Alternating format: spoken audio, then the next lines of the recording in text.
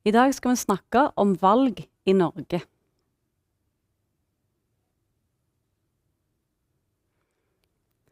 Vi skal snakke om stortingsvalget som skjer i Norge i september.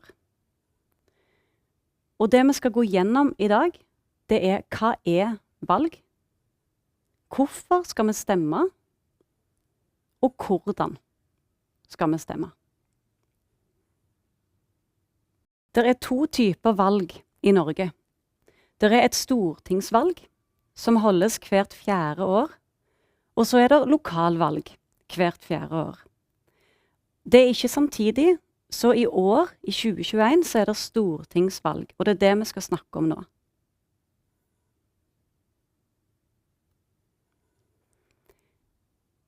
Hva er et stortingsvalg? Helt kort fortalt, så er et stortingsvalg det at vi velger hvem som skal bestemme i landet vårt. Vi som bor i Norge, vi velger hvem som skal styre landet i de neste 4 årene. Det er en av de aller viktigste tingene med å bo i et demokrati. At det er vi, folket, som bestemmer hvem som skal bestemme. Vi velger da på et stortingsvalg hvem som skal sitte i regjeringen. Regjere, det er et annet ord for å bestemme. Måten vi velger det på, det er å stemme, så det heter, på politiske partier.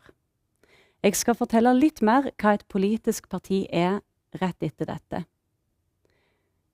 Vi stemmer på et politisk parti, og selv om et stortingsvalg handler om de som skal sitte i regjeringen i Oslo, i hovedstaden, og bestemme for hele landet, så stemmer alle i sin egen by, der vi bor. Vi stemmer på folk fra Stavanger, og vi stemmer i Stavanger. Eller Rogaland.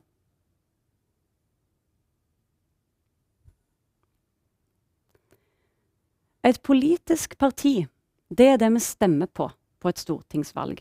Vi stemmer ikke på en og en person. En person vi kjenner fra nyhetene, eller en vi kjenner selv. Vi stemmer på det partiet som de personene er med i. Og et politisk parti, det er en gruppe med mennesker som er enige om noen saker.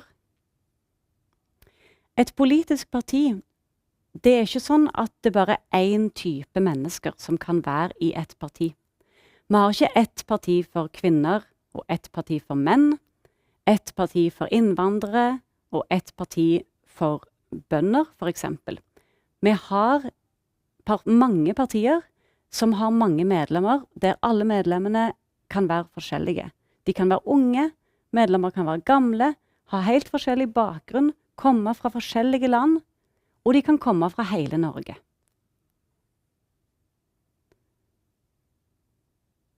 Men ofte så er et parti opptatt av spesielle saker. De store partiene, de bryr seg om mange saker, ikke bare én. For eksempel så mener alle partiene noe om skole for barna, og alle partiene mener noe om asyl og innvandring, for eksempel. Men partiene er også ofte opptatt av kjernesaker. Det betyr de aller viktigste sakene for et parti. Jeg har med noen eksempler, men det er mange partier i Norge, og jeg kan ikke nevne alle her. Det skal jeg si litt mer om etterpå, hvordan du finner ut av partiene, og hva de egentlig bryr seg mest om.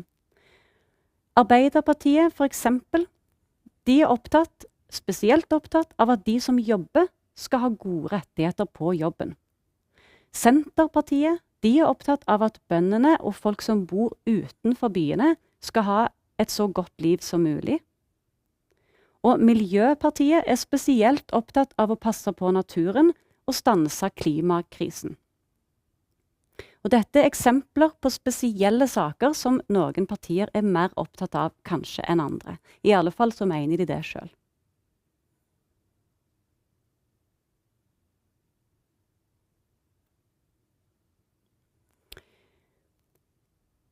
Hvorfor skal jeg stemme? Hvorfor skal jeg bry meg om hva de politiske partiene mener?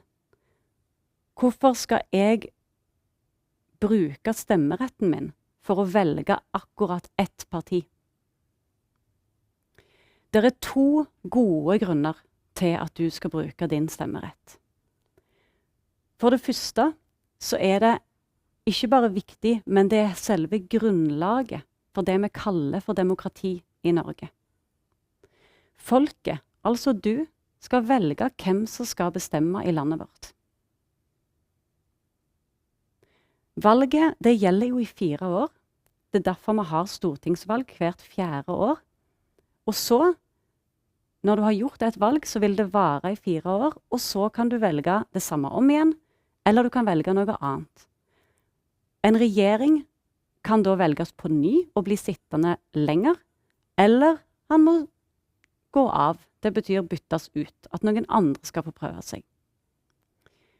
Det er en rettighet du har, og det er også en plikt du har når du er statsborger i Norge, å bruke stemmeretten din for å fortelle landet og politikerne hvem du vil skal bestemme for oss. Nordmenn, vi er ganske gode til å stemme, men ikke gode nok. Vi er ikke alltid gode nok til å bruke stemmeretten. Sist stortingsvalg for 4 år siden, så var det omtrent 78% som stemte. Og det er ganske bra, men vi vil gjerne ha 100%. Den andre gode grunnen til å stemme, det er ikke bare det at du har en plikt og en rettighet til det, men det er også for din egen skyld. For å bruke stemmeretten din, det kan bety ganske mye for saker som du er opptatt av. Når du stemmer på et parti som du er enig med, så kan det påvirke livet ditt. Det kan bety noe for hverdagen din. For eksempel så kan det bety noe for hvor mye du skal betale staten i skatt av det du tjener. Det kan bety noe for reglene for familiegjenforening, innvandring og asyl. Det blir bestemt på stortingsvalget. Så det partiet som du er enig med, og som du synes har rett når det gjelder denne typen ting, det er de du bør stemme på. Det kan også bety noe for arbeidsvilkår. Det betyr hva du har rett til på jobben, hvor mye ferie du kan ta, hvor mye lønn du skal få, hvordan du skal ha det på jobb.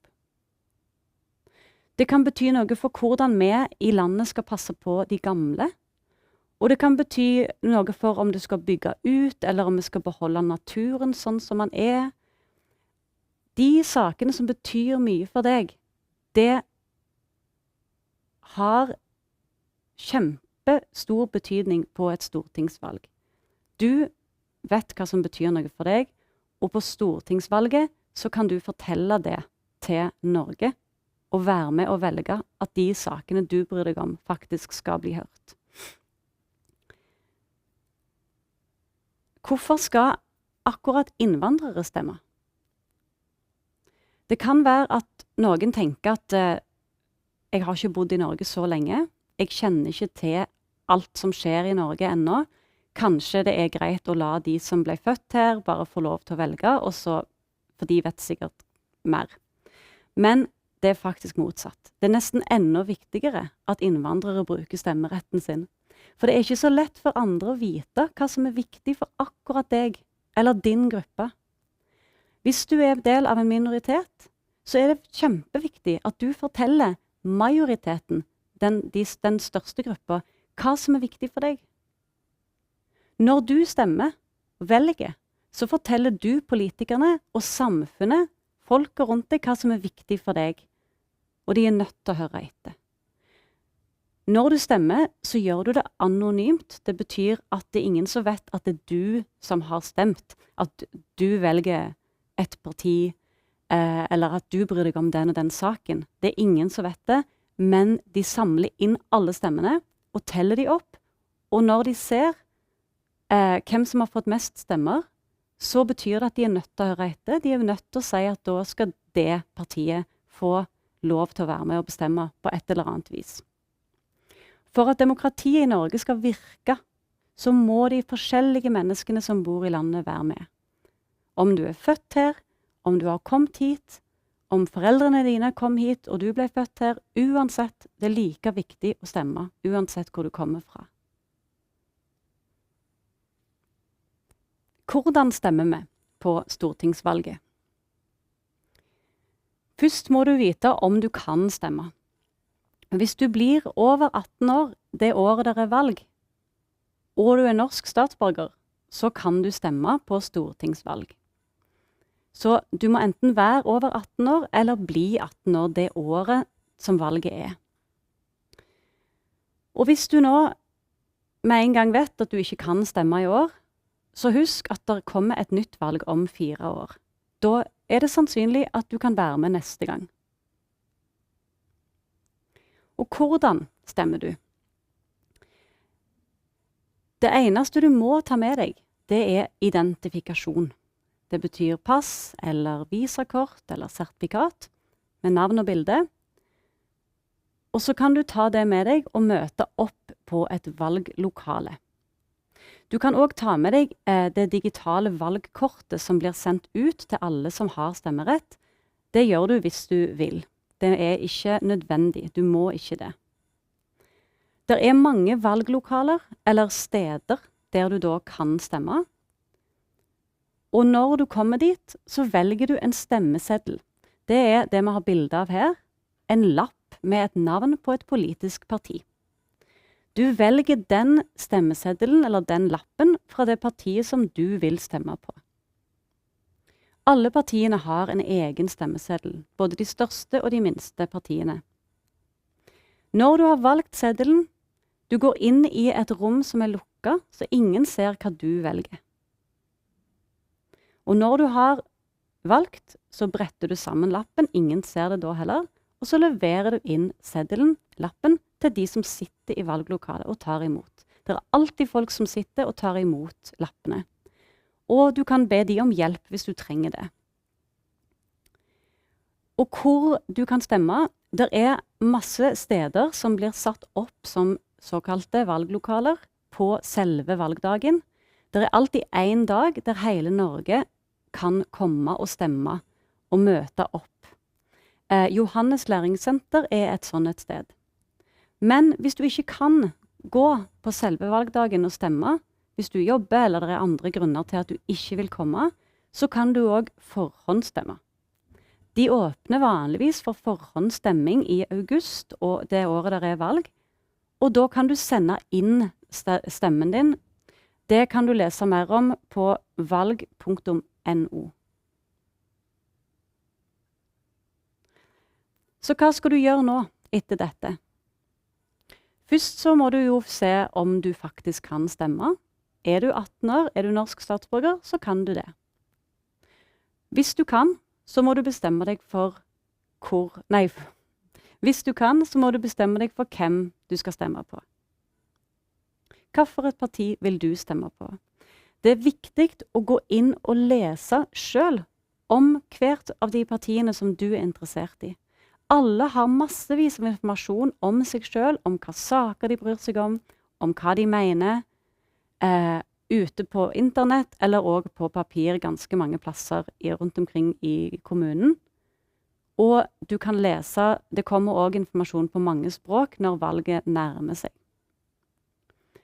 Du må finne ut hvor du skal stemme, hvor det er valglokaler. Det kommer det også masse informasjon om på ulike språk. Og så kan du lese mer om dette på valg.no. Til slutt vil jeg også si at hvis du kjenner andre som har stemmerett, som er norske statsborgere og er over 18 år, men som du ikke vet om har tenkt å stemme, eller om vet at de har lov til å stemme, så er det kjempefint hvis du kan vise dem denne videoen, eller fortelle dem om det selv. Gå gjerne sammen og stem. Godt valg.